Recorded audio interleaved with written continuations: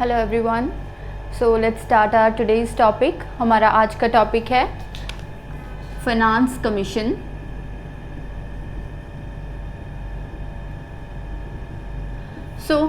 ये जो finance commission का टॉपिक है ये उन्हीं टॉपिक्स में आता है जो हमारी सीरीज़ चल रही हैं कॉन्स्टिट्यूशनल बॉडीज़ की।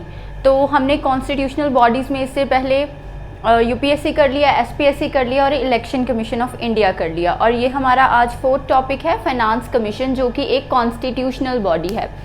कॉन्स्टिट्यूशनल बॉडी का मतलब कि इसका जिक्र कहाँ पे है? कॉन्स्टिट्यूशन में है, हमारे संविधान में है। तो कॉन्स्टिट्यूशन में इसका जिक्र कहाँ पे है, कौन से आर्टिकल में है, कौन से पार्ट में है? तो ये आता है part 12 of Indian constitution. Part 12 में एक्चुअली 4 चैप्टर्स आते हैं, 4 विषय आते हैं। तो उसी में से जो फर्स्ट चैप्टर है वो आता है फाइनेंस का चैप्टर।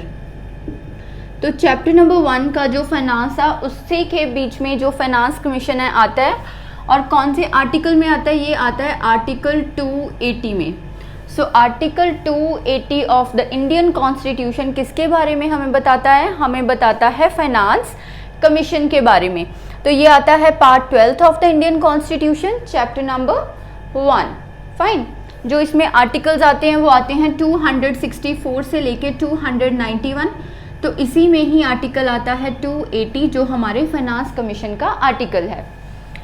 नेक्स्ट आता है जो हमारा फाइनेंस कमीशन होता है।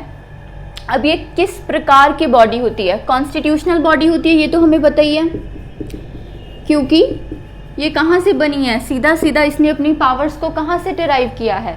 कॉन्स्टिट्यूशन से, संविधान से। नेक्स्ट, ये जो बॉडी है ये है quasi judicial body. Quasi judicial body, इसका मतलब क्या होता है? Judicial. So what does this means? Quasi judicial यानी पूरी की पूरी जुडिशियल नहीं है, क्वासी जुडिशियल है। यानी इसका मतलब इस बॉडी के जो मेंबर्स होंगे वो क्या होते हैं? कोई ना कोई उसमें जुडिशियल अथॉरिटी भी इसका मेंबर होगा। तो बिल्कुल जो हमारा फाइनेंस कमीशन होता है इसमें कुछ मेंबर्स ऐसे होते हैं जो कि जुडिशरी से बिलोंग करते हैं, जो कि हाई कोर्ट के जज होते हैं। तो इसलिए हम इसको बोलते हैं क्वासी जुडिशियल बॉडी। अब इसको कौन कॉन्स्टिट्यूट करता है और कितने समय के लिए इसको कॉन्स्टिट्यूट किया जाता है? So it is constituted by, कौन कॉन्स्टिट्यूट करता है इसको? Constituted by president after every 5 years. हर 5 साल के बाद इसको कॉन्स्टिट्यूट किया जाता है। और किसके द्वारा कॉन्स्टिट्यूट किया जाता है? प्रेसिडेंट के द्वारा। So this body is constituted by president after every 5 years. So next आती है और फाइनेंस कमीशन की कंपोजिशन। तो आई थिंक आपको यहाँ तक पता चल गया होगा कि फाइनेंस कमीशन कौन से आर्टिकल में आता है? 280 में आता है, जो कि part 12 of the Indian constitution में है। उसके भी चैप्टर नंबर 1 जिसमें कि 264 से लेके 291 तक आर्टिकल आते हैं। तो इसी के बीच में 280 आर्टिकल आता है जिसमें हम फाइनेंस कमीशन के बारे में पढ़ते हैं। ये एक कॉन्स्टिट्यूशनल बॉडी है, क्वासी जुडिशियल बॉडी है, इन द सेंस कि इसके कुछ मेंबर्स हैं जो जुडिशरी से आते हैं। देन इसको कॉन्स्टिट्यूट किया जाता है प्रेसिडेंट के द्वारा हर 5 साल के बाद। सो नेक्स्ट आती है इसमें कंपोजिशन।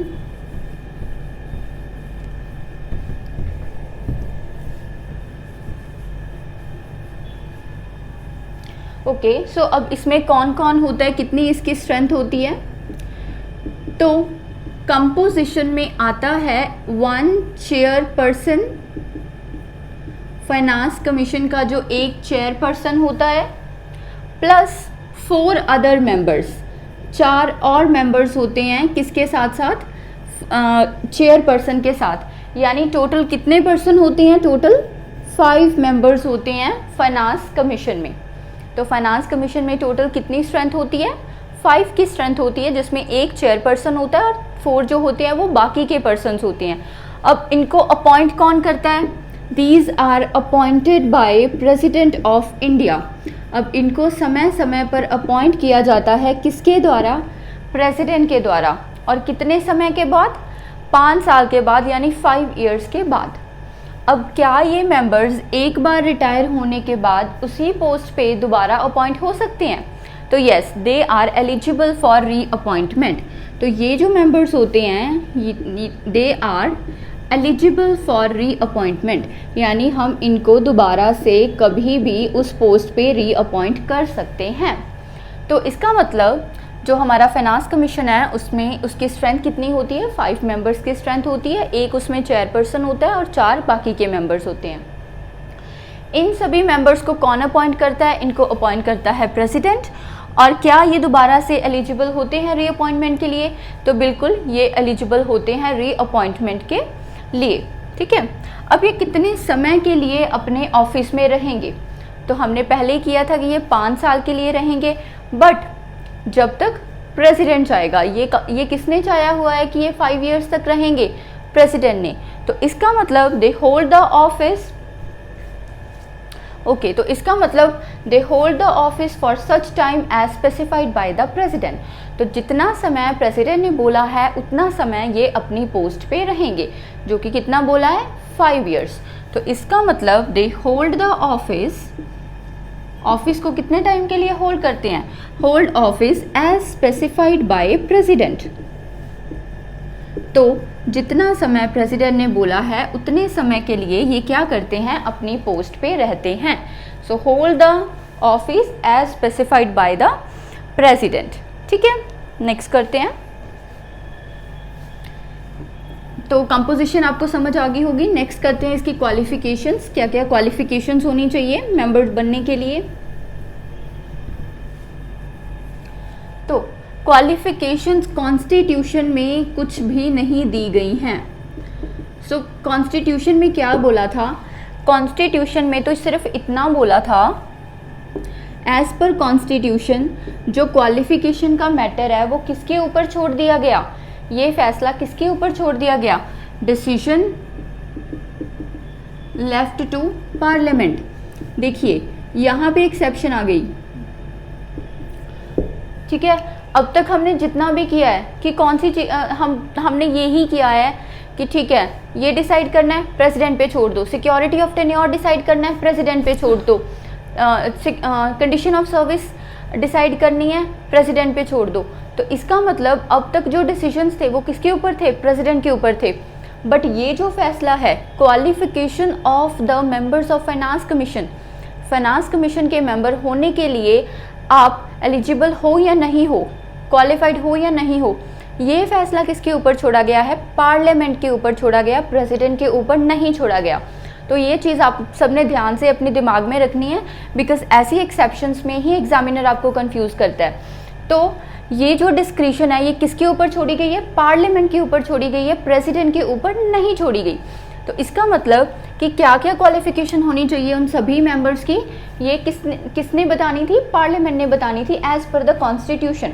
तो क्या पार्लियामेंट ने कुछ बताया, तो यस, अकॉर्डिंगली पार्लियामेंट ने क्या बोला है, चेयरपर्सन के लिए कुछ खास नहीं बोला, चेयरपर्सन के लिए सिर्फ इतना बोला है कि इसको क्या होना चाहिए, कोई नॉलेज होनी चाहिए, एक्सपीरियंस होना चाहिए पब्लिक अफेयर्स में।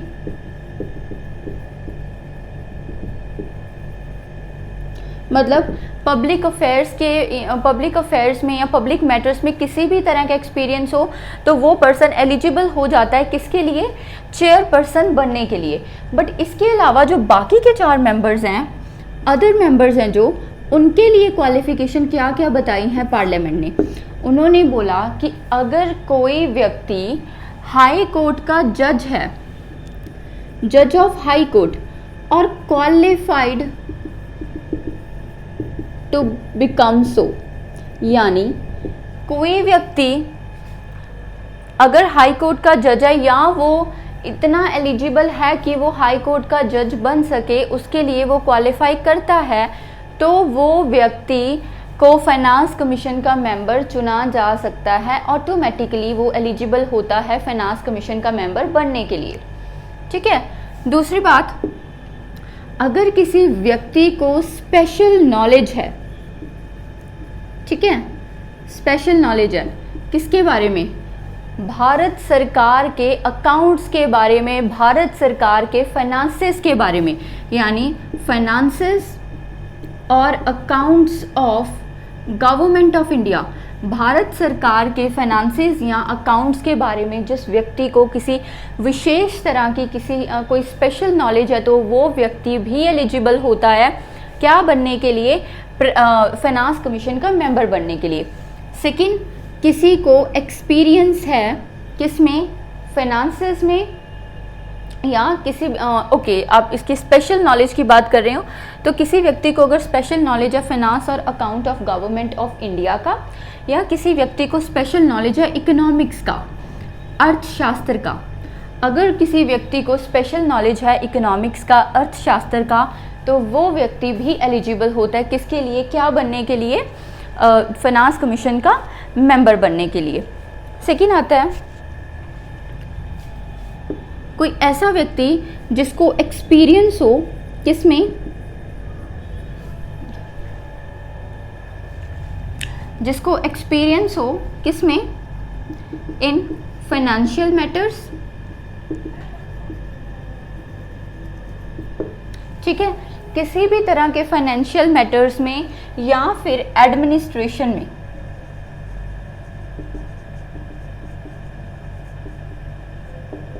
ठीक है, कोई भी ऐसा व्यक्ति जो कि हाई कोर्ट का जज हो या फिर हाई कोर्ट का जज बनने के लिए क्वालिफाइड हो, तो वो व्यक्ति एलिजिबल होता है फाइनेंस कमीशन का मेंबर बनने के लिए।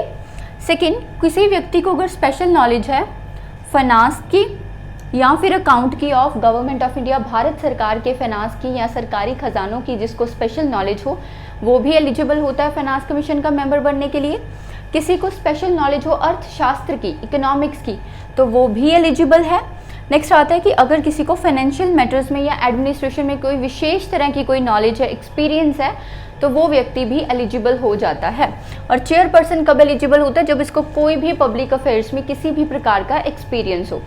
तो कहने का मतलब है कि ये तो क्वालिफिकेशन चाहिए किसके लिए, चेयरपर्सन के लिए, ये चारों क्वालिफिकेशंस चाहिए किसके लिए, बाकी के 4 मेंबर्स के लिए। ठीक है, ऐसा नहीं है कि हर एक व्यक्ति को एक एक क्वालिफिकेशन मतलब होनी चाहिए, एक एक चीज़ में क्वालिफाई, ऐसी बात नहीं है। कोई भी व्यक्ति जिसको इन चारों में से किसी भी प्रकार का एक्सपीरियंस है, तो वो व्यक्ति एलिजिबल होता है नेक्स्ट सीट लेने के लिए, उस फाइनेंस कमीशन में मेंबर बनने के लिए। तो ये जो क्वालिफिकेशंस है, अब ये किसने बताई है, ये पार्लियामेंट ने बताई है। पार्लियामेंट ने क्यों बताई है, क्योंकि कॉन्स्टिट्यूशन में ऐसा लिखा हुआ था कि ये जो फैसला है ये किसका है, पार्लियामेंट का है। तो अकॉर्डिंगली पार्लियामेंट ने यही फैसला लिया और जो क्वालिफिकेशंस है वो डिस्क्राइब कर दी। नेक्स्ट करते हैं, आगे चलते हैं। नेक्स्ट है इसका फंक्शंस। फाइनेंस कमीशन कौन कौन से फंक्शंस परफॉर्म करते हैं।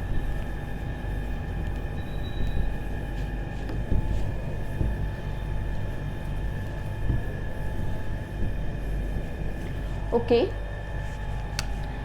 तो अब फंक्शंस कौन कौन से परफॉर्म करता है फाइनेंस कमीशन।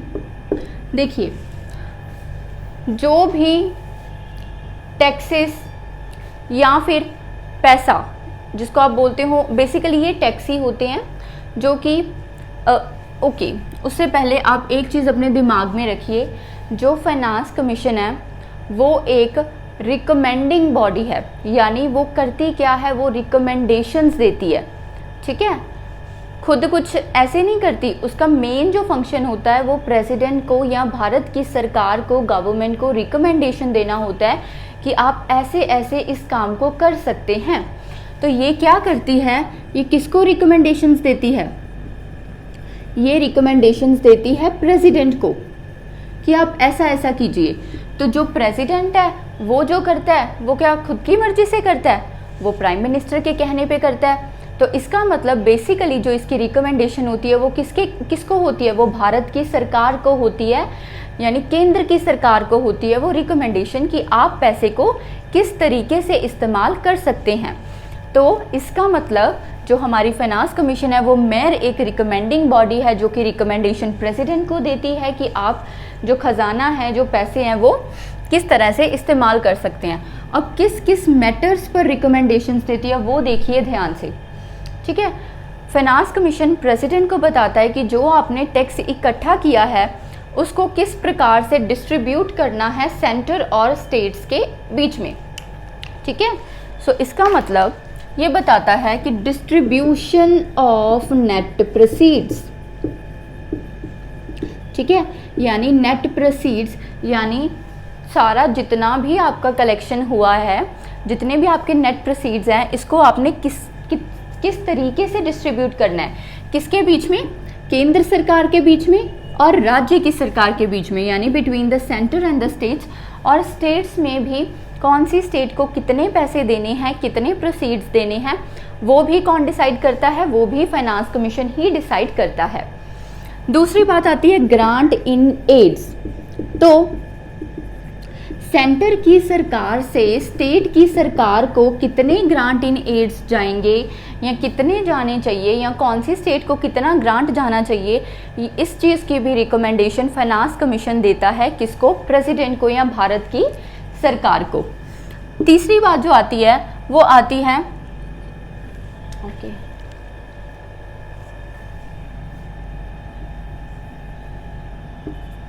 ओके हाँ जी, तीसरी बात जो आती है वो ये होती है कि augment the consolidated fund of states, यानी जो स्टेटों का, जो राज्य का सरकारी खाता होता है, जो राज्य का कंसोलिडेटेड फंड होता है, उसको किस तरह से ऑगमेंट करना है। ऑगमेंट का मतलब होता है कि उसमें किस प्रकार से पैसों को बढ़ाना है, किसके लिए, किसको रिसोर्सेज प्रोवाइड करने के लिए, रिसोर्सेज प्रोवाइड करने के लिए किसको, लोकल गवर्नमेंट्स को। तो लोकल गवर्नमेंट कौन सी होती है? लोकल गवर्नमेंट जैसे कि पंचायत एंड म्युनिसिपैलिटीज। तो जो पंचायत होंगी या म्युनिसिपैलिटीज होंगी, अब देखिए पंचायत हो गई या म्युनिसिपैलिटी, ये तो लोकल गवर्नमेंट है, सरकारें हैं ये, इनको अगर काम करना है तो इनको भी कुछ पैसे की आवश्यकता होती है। जो पैसे इनको कौन देता है? भारत की राज्य की सरकार देती है। बट कभी ऐसा हो जाता है कि इनको और ज़्यादा पैसे की, और ज़्यादा रिसोर्सेज की आवश्यकता पड़ जाए, तो तब इनको जो प्रोवाइड किया जाता है रिसोर्सेज, वो कौन, तो उसमें कौन हेल्प करता है? उसमें सेंटर की सरकार हेल्प करती है। तो सेंटर की सरकार राज्य के जो सरकारी खाता होता है, कंसोलिडेटेड फंड ऑफ स्टेट होता है, उसमें कुछ पैसे डालती है उनको हेल्प करने के लिए। अब वो कितने पैसे डालेगी, कैसे कैसे पैसे डालेगी, उसकी भी रिकमेंडेशन जो है वो फाइनेंस कमीशन किसको देता है? प्रेसिडेंट को देता है। तो ये इसके कुछ खास फंक्शंस थे जो हो सकते हैं, यही इसके मेन फंक्शन होते हैं फाइनेंस कमीशन के। और जितने भी फाइनेंस से रिलेटेड कुछ भी डिसीजंस हो, कोई भी रिकमेंडेशंस हो, कोई भी फैसले हो, तो वो भी किसके द्वारा लिए जाते हैं? फाइनेंस कमीशन के द्वारा ही किए जाते हैं। सो इस बार आपको पता होगा कि कौन सा कमीशन चल रहा है, कितना कौन से नंबर वाला फाइनेंस कमीशन है। अभी 15th फाइनेंस कमीशन है और जिसके चेयरमैन है NK Singh. 15th finance commission है, चेयरमैन कौन है? NK सिंह। नेक्स्ट आती है, अब फाइनेंस कमीशन जो है उसको एनुअल रिपोर्ट देनी पड़ती है, जैसे बाकी सब कमीशंस हैं। इलेक्शन कमीशन था, वो भी अपनी रिपोर्ट किसको देता था? साल भर की रिपोर्ट प्रेसिडेंट को। UPSC SPSC है ना, ये भी अपनी, जैसे UPSC था वो अपनी साल भर की रिपोर्ट प्रेसिडेंट को देता था। स्टेट पब्लिक सर्विस कमीशंस जो थे वो अपनी साल भर की रिपोर्ट अपने अपने गवर्नर्स को देते थे। जॉइंट पब्लिक सर्विस कमीशन था तो वो भी अपना जो रिपोर्ट था वो जितने भी स्टेट्स का जॉइंट कमीशन बना है तो उन स्टेट्स के गवर्नर को वो रिपोर्ट दी जाती थी। इसी तरह से जो हमारा फाइनेंस कमीशन है वो भी अपनी साल की रिपोर्ट देता है, और आपको पता ही होगा किसको देता है, क्योंकि मेन जो इसमें प्रेसिडेंट का ही रोल ज़्यादा आता है। तो ये अपनी साल भर की रिपोर्ट किसको देता है? प्रेसिडेंट को देता है। और प्रेसिडेंट फर्दर वो रिपोर्ट किसको देती होती है? स्टेट पार्लियामेंट को। तो जो प्रेसिडेंट होगा वो किसके आगे वो रिपोर्ट को रख देगा? पार्लियामेंट के आगे उस रिपोर्ट को रख देगा। अब देखिए, मैंने आपको बोला था कि फाइनेंस कमीशन एक रिकमेंडिंग बॉडी है, यानी फाइनेंस कमीशन का जो मेन काम है वो क्या है? रिकमेंडेशंस देना। ठीक है, कि आप ऐसे कर सकते हैं, आप ये जो आपको पैसा इतना प्रोसीड्स मिले, आप ऐसा कीजिए, इतना पैसा सेंटर को दे दीजिए, इतना स्टेट्स को दे दीजिए, या आप ऐसे कीजिए थोड़ा सा जो पैसा है वो स्टेट्स को और ज़्यादा बढ़ाइए, क्योंकि उनकी स्टेट में जो लोकल गवर्नमेंट है उनको ज़्यादा रिसोर्सेज की आवश्यकता है। ठीक है, तो आप कौन सी स्टेट को कितना ग्रांट दोगे, तो आप ऐसे ऐसे ग्रांट दे दीजिए, इतनी ग्रांट दे दीजिए। इन सब की रिकमेंडेशन जो है वो फाइनेंस कमीशन किसको देता है? प्रेसिडेंट को देता है। ठीक है, तो प्रेसिडेंट आगे किस प्रेसिडेंट को आगे करने के लिए, वो काम करने के लिए कौन बोलता है? जो सेंटर की सरकार है वो बोलती है, प्राइम मिनिस्टर बोलता है, काउंसिल ऑफ मिनिस्टर बोलता है, जो कहाँ से आते हैं? मेजॉरिटी ऑफ जो मेजॉरिटी गवर्नमेंट होती है वहाँ से आते हैं। ठीक है, तो इसका मतलब ये जो काम होता है ये सारा किसका होता है? फाइनेंस कमीशन का होता है, कि वो फाइनेंस कमीशन ने सिर्फ उसको रिकमेंडेशंस देनी होती है, अब सलाह देनी होती है। अब वो रिकमेंडेशन को आगे गवर्नमेंट को मानना है या नहीं मानना, वो गवर्नमेंट के ऊपर डिपेंड करता है। तो इसका मतलब जो भी रिकमेंडेशंस दी हैं फाइनेंस कमीशन ने are not binding on the government. तो ये ध्यान रखना है कि ये सरकार के ऊपर बाइंडिंग नहीं होती। ऐसा नहीं है कि जो फाइनेंस कमीशन ने बोल दिया वो सरकार को करना ही करना है, ऐसा बिल्कुल भी नहीं है। सरकार की मर्जी है, ऐसा कर भी सकती है, ऐसा नहीं भी कर सकती। देखिए ये जो काम है, ये जो हमने फंक्शंस फाइनेंस कमीशन के डिस्कस किए, तो इससे पहले आपको पता होना चाहिए कि 2015 से पहले एक कमीशन था जिसको प्लानिंग कमीशन बोला जाता था। प्लानिंग कमीशन और फाइनेंस कमीशन के जो फंक्शंस थे वो बहुत ज़्यादा ओवरलैप करने लगे थे। यानी जो फाइनेंस कमीशन के फंक्शंस थे वो मोस्टली जो परफॉर्म कर रहा था वो कौन कर रहा था? Planning commission. और प्लानिंग कमीशन देखिए एक एग्जीक्यूटिव बॉडी थी, मेयर, है ना, चाहे वो कॉन्स्टिट्यूशनल बॉडी नहीं थी। फाइनेंस कमीशन तो एक कॉन्स्टिट्यूशनल बॉडी थी, तो फिर भी उसके जो फंक्शंस थे, टैक्सेस वगैरह कैसे डिस्ट्रीब्यूट करने, तो वो चीज़ें भी उसमें बहुत ज़्यादा इंटरफेरेंस प्लानिंग कमीशन की होने लग गई थी। तो इसमें जो फाइनेंस कमीशन था उसका रोल काफ़ी कम हो गया था। ठीक है, बट आपको पता है कि 2015 में जो प्लानिंग कमीशन था वो अब चेंज होके क्या बना दिया गया? नीति आयोग।